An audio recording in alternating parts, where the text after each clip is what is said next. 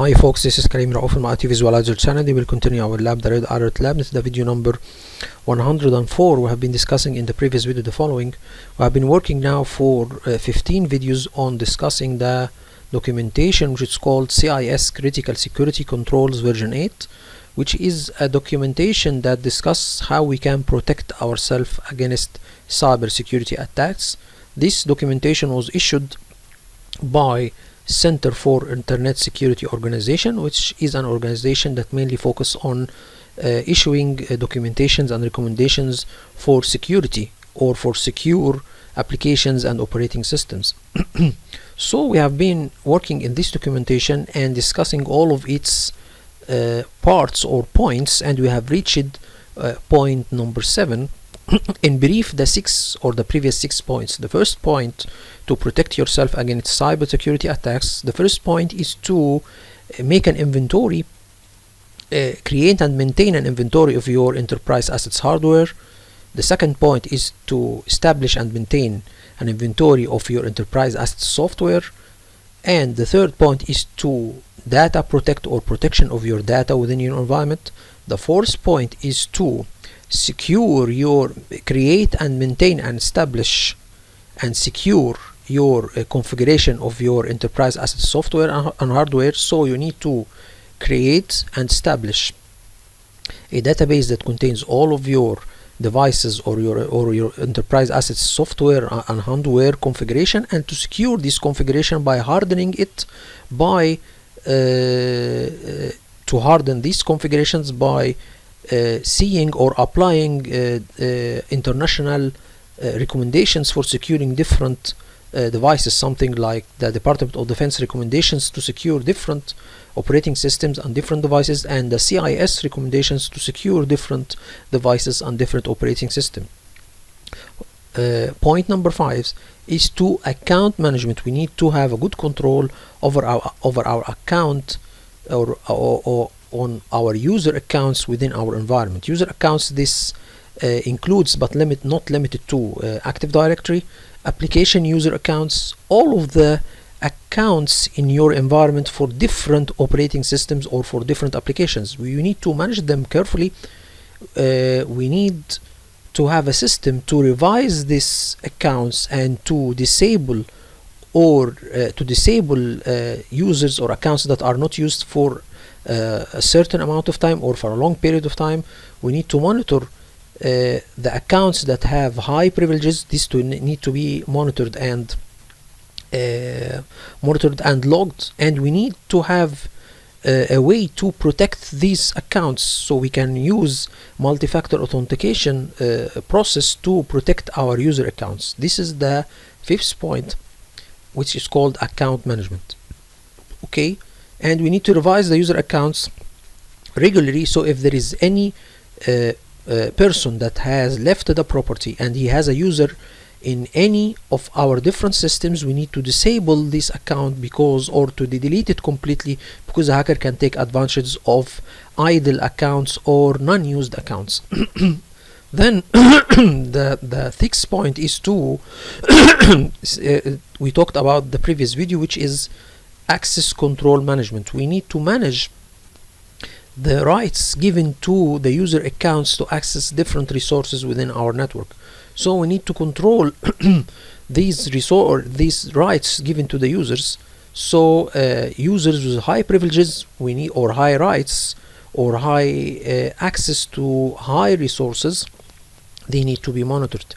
And we need to not give users or user accounts excessive rights. So every user account should be given the rights that helps him to do his job according to his job description. So we should not give excessive rights to certain user accounts. So for example, maybe a user have a laptop and he wants to be able to install, or he is one of the sales team, for example, and he needs, when he take his laptop or the organization laptop and travels outside your organization, he needs to install software and something like this on his laptop. So you, as an IT, you could give him the local administrator rights. So this is a very, very dangerous thing to do. You should only give him the thing that he needs to do. He needs to install programs, so you should give him the right to install programs, not to give him the right to manage the machine as a whole by making him a local administrator. Okay, so this is a very critical thing, not to give excessive rights to excessive user accounts. So this was the 6th point. The 7th point, today we will discuss something called vulnerability management, or we need to, let me show you all this point. This is called, today this 7 points called continuous vulnerability management. So what is continuous vulnerability management? Let me show you the PDF, CIS control online. So this is our documentation. Let me show you all continuous vulnerability management. Here we need to develop a plan to continuously assess and track vulnerability or vulnerability points or vulnerability issues within all of our enterprise assets within our enterprise infrastructure, and to fix these vulnerabilities. And we need to discover and scan this vulnerability by monitoring public and private industry sources for new threats and vulnerability information. So he's concentrating on that you need to have a process for scanning for vulnerabilities on all of your different enterprise assets.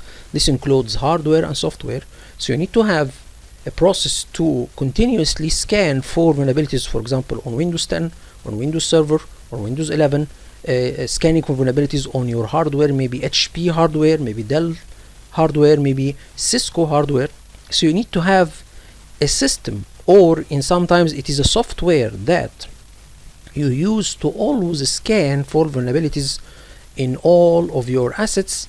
And not only this, you need also to have a plan to redeem or to fix these vulnerabilities. So you need to have a plan to do this, and also to document all of the vulnerabilities and their fixes in a documentation for future reference.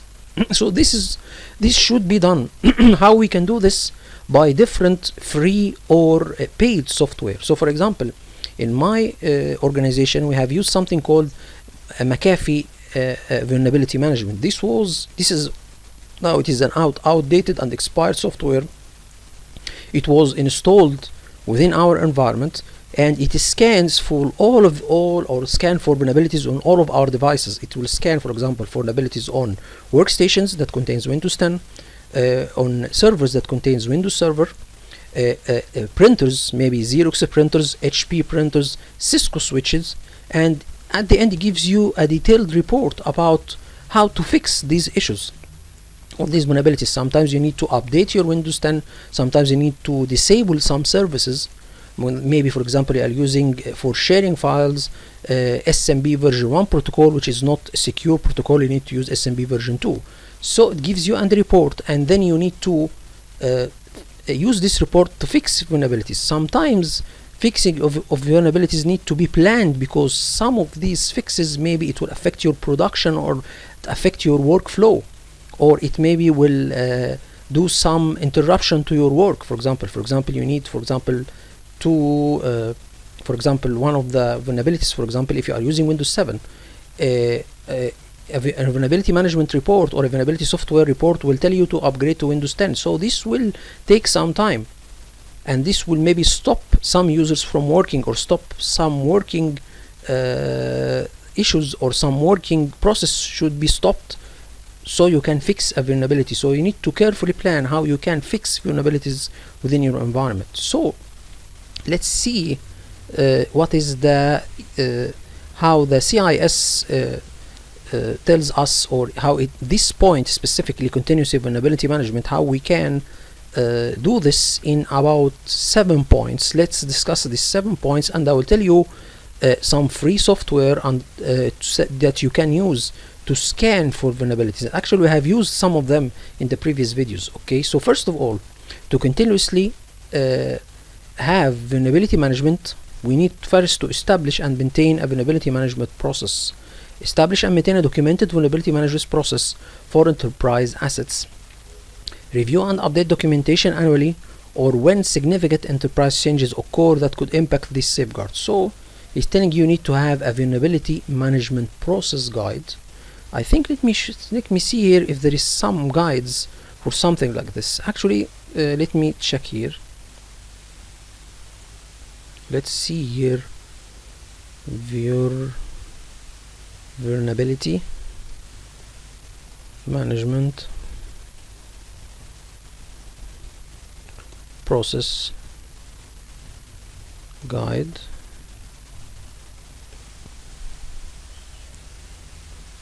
Okay, so this is one PDF, general guides for vulnerability analysis. Let me see this word or this PDF.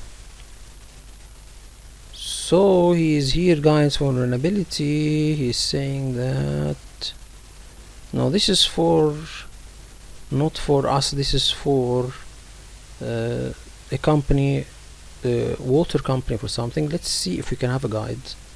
Vulnerability of commonly based approach to conflict. Vulnerability, manage vulnerability scanning. Let's see, vulnerability management process PDF. Let's see, PDF. So let's see here, document vulnerability of community based approach to conflict, core of vulnerability, automated concepts of threats. So we need to see if there is a PDF or there is a guide that we can use to a guide to have some steps for our vulnerability management process anyway. So we can search Google and see this, but here we need to establish and maintain a vulnerability management process. What we mean by this, in very short terms, you need to have a software that it is installed in your network and it will be used frequently or on some intervals of time to scan for vulnerabilities on all of your devices. And after that, you need to have a plan to fix these vulnerabilities in a certain amount of time. So for example, I was having MVM. We have a vulnerability management scan in our environment every 3 months, so we have something every quarter to have a vulnerability scan, and then to fix these issues or these vulnerabilities, we have 1 month to fix all of the vulnerabilities, okay? And then we make another scan to see if the vulnerabilities are fixed or not. So this is a plan. We need to plan, and after that, all of the reports for the vulnerability scan should be documented. Okay, so this is a process. So you need to make a process. This is based on a software. So okay, I can show you that, for example, the Department of Defense, we have discussed this before, have a utility called the SCAP Compliance Checker. This is a program that will scan for vulnerabilities in any operating system, okay, especially Windows 10 and Windows Server, based on the recommendations of the Department of Defense. So this software looks in the PDF or the documentation issued by the Department of Defense, for example, to secure Windows 10, and then check for vulnerabilities in Windows 10 based on these recommendations. If you find one of these recommendations not implemented in your environment or in your Windows 10, he will give you an error and see that this step is not implemented. So this is, I have discussed before how you can use this software, SCAP Compliance Checker. You can get it from the Department of Defense or DoD website. I have showed you all how you can get this software, and there is another program called CIS Cat Lite. I have also discussed this in a previous video, how you can get it from the CIS website. This also scans for vulnerabilities in any operating system. These are two free software, or you can use software that is paid, something like Manage Engine. I think Manage Engine have a software for vulnerability scan or vulnerability management. You always should search Google or the internet for software called vulnerability management software. There is a lot of companies that have software that is specialized in scanning for vulnerabilities.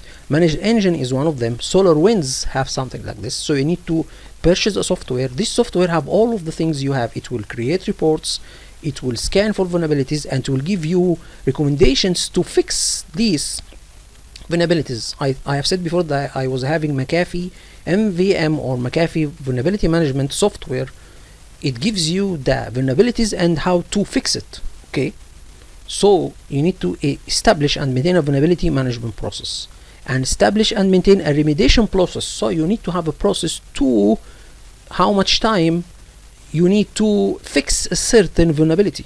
This should be done or should be planned. Some of these vulnerabilities cannot be fixed in one day or so. Maybe it needs some time, maybe months or years, because some of these vulnerabilities, maybe it is in a system that you are using frequently, and you cannot stop this system, or you cannot stop working with this system. For example, maybe you have Windows Server 2008 in your environment, and it is a very big vulnerability, so you need to upgrade to, for example, Windows Server 2012. So this will take some time. Okay, or you have a software that needs to be removed completely, or to be upgraded, or you need to upgrade your hardware. For example, sometime a vulnerability maybe because your hardware is old and it's not supported anymore, and there is no software to support this hardware, or there is the software that are supporting this hardware is no longer working, or it expired. For example, Windows 7 is expired. For example, there is no security updates for this operating system, so you need to remove it. Anyways, you need to have a process for fixing the vulnerabilities. If sometime you have to have a certain limit, or certain amount of time to fix these vulnerabilities. Okay, this should be done. Okay, and planned carefully, especially if the vulnerabilities are large, or it will affect a large portion of your network. Okay, this is the second point. The third point is to automate system patch management. You need to have to fix, or to be a proactive or to be proactive in protecting yourself and fixing vulnerabilities issues,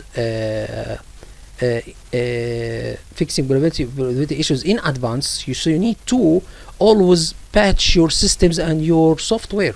So to protect yourself against vulnerabilities, you need to have all of your systems always, or always batches with the latest security patches. For example, you need to have your Windows 10 or Windows Server always batches with the latest Microsoft security patches.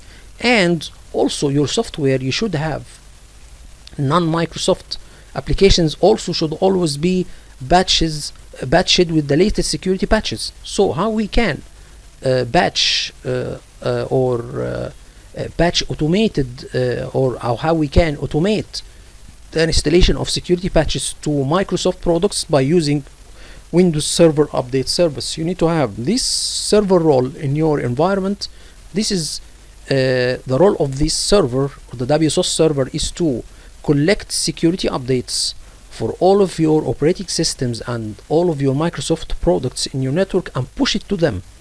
Okay, and it make reports about this process, and how much of your Microsoft products are updated or lately updated. So you can get a report from WSOS how much PCs are updated with the latest security updates in your network. So the WSOS is responsible for batching Microsoft products security updates in your network. What about non-Microsoft products? You can use a third-party software to batch non-Microsoft products with the latest security updates. For example, SolarWinds have something called SolarWinds Patch Manager. Managed Engine also have something called Managed Engine Patch Manager. So if you need to search for softwares to batch or install security updates to non-Microsoft products, you need to search Google for softwares called batch managers. Okay, and the most famous one that I was using in my network, SolarWinds Patch Manager. Okay, we have used this, but SolarWinds have had a recent hack event, so I think we need to take care about using the SolarWinds products. But there is alternative products for patch management for non-Microsoft products. So we have 4 points: establish vulnerability management process, establish a redemption process, perform automated operating system batch management by using WSOS, perform automated application batch management by using third-party management software, patch management software like SolarWinds Patch Manager or Managed Engine Patch Manager, Perform automated vulnerability scans of internal enterprise assets. So as we said before, we need to have a frequent scans for vulnerabilities in our enterprise assets, maybe quarterly. So you need to make this vulnerability scan process every 3 months and document it. Okay, and we have said we have different software to make vulnerability scans. Here is recommending SCAP. We have this SCAP, and I showed you all. This is a free software you can use to make scan for vulnerabilities. Okay, so we need to do this on some regular basis, maybe quarter. He's saying maybe this can be done quarterly, and some of these softwares do something called authenticated and unauthenticated scans. What we mean by authenticated and unauthenticated scan, this software, you should give him a username that through this username, or the software will use this username to scan and access different operating systems in your networks to issue the vulnerability scan. So this is called authenticated scan. Some software doesn't need a user to issue a vulnerability scan. This is called unauthenticated scans. So you can use both. Okay, a software that will ask you for a username to be able to scan all of your different operating systems for vulnerabilities, or a software can scan the systems or the operating systems or systems in different devices without the need for a user to do this. Okay, so this is called perform automated vulnerability scans of internal enterprise assets. Perform automated scans for externally exposed enterprise assets. So you should make internal scan to your internal servers. What about the servers that are exposed to the internet? This you should focus more on this, because it is exposed to the internet, so it is there is a high probability that it is to be hacked, or a high availability that the vulnerabilities on it will be more, because it is the vulnerabilities on it will be taken advantage of, because it is on the internet. Maybe your internal servers are protected by a firewall, so it will be a little bit difficult to use the vulnerability, or to take advantage of a vulnerability inside your network, because maybe your firewall will protect it, or you protect it against something like this. But externally exposed assets should be focused on, because they are not properly protected, or they are have something like a chance to be more hacked. So we need to focus on vulnerability scans on externally exposed enterprise assets. Okay, we need to fix it currently or directly without delay. So this can be done monthly or more frequent basis. So your internal scans can be done quarterly, maybe every 3 months, but the externally exposed enterprise assets vulnerability scan should be done every month, or maybe frequent. Okay, because it is high, probably to be high, the probability of having it hacked according to vulnerabilities is more. Okay, remedy the detected vulnerabilities. We have said before that we need to remedy vulnerability software through processes and tooling on a monthly or more frequently basis, based on the remediation process. So in short, what he's saying here, that you need to have a process for vulnerability management. You need to have a process how to do it, maybe to do it quarterly, and to fix these vulnerabilities. Maybe you have 1 month from the last vulnerability scan to fix these vulnerabilities, to have patching, security patching for all of your operating systems and your softwares within your environment, to have regular scans. Okay, maybe for your internal assets to be maybe quarter, for your external assets, maybe cloud assets or something like this, to be done monthly or more frequently. Okay, so this is how to make continuously vulnerability management. You need to have a very good software you can depend on for making this vulnerability management process. I encourage you all to see famous softwares for vulnerability management. You can use something like Manage Engine software or SolarWinds software, or any famous famous companies in this field, or you can search Google and see, because there is a lot of software that can do this process, or you can use free tools like SCAP compliance checker from the Department of Defense of the United States, or CIS CAT Lite utility. I have told you all, or have showed you all how we can do this. I will show you all how we can, or what is the video for doing this. Let me go. You need to go to my YouTube website, and then we need to go and see. Let me show you all here. You need to go and see the playlist. Okay, here we can see that. Let me get further here, so we can go further, and let me show you the video. Sorry. So we can go to the playlist, or let's go to the videos. So let me show you all the video here. So there is one video. Let me show what is the name of the video. Protect yourself. No, let me go further. So there is a video for SCAP here. Let's, for example, here, securing Windows 11 by using SCAP and STIG viewers. These are two softwares that are issued by the Department of Defense. So this video will show you all how you can use SCAP for scanning for vulnerabilities on Windows 11, and how you can fix it, and how you can get a report through this utility. Okay, SCAP and STIG viewer for securing Windows 11. And let me show you all also another video, okay, for using scan for vulnerabilities and make audit report using SCAP. So this is another video, and this is video number 85 in the series, and this is video number 88 in the series, in the English series. And I have discussed the CIS utility in one of the videos. I think maybe video number, let me see here, maybe video number 101. Refer to video 101 to see how we can use CIS CAT Lite utility to scan for vulnerabilities. But I encourage you all to use the SCAP utility from the Department of Defense. They have a lot of tools, and actually it's very, very useful. It doesn't only give you the tool to scan vulnerability, but give you the group policy to fix these vulnerabilities, and give you a very detailed report and professional report, so you can document it for future reference. So I urge you all to use the SCAP utility from the Department of Defense.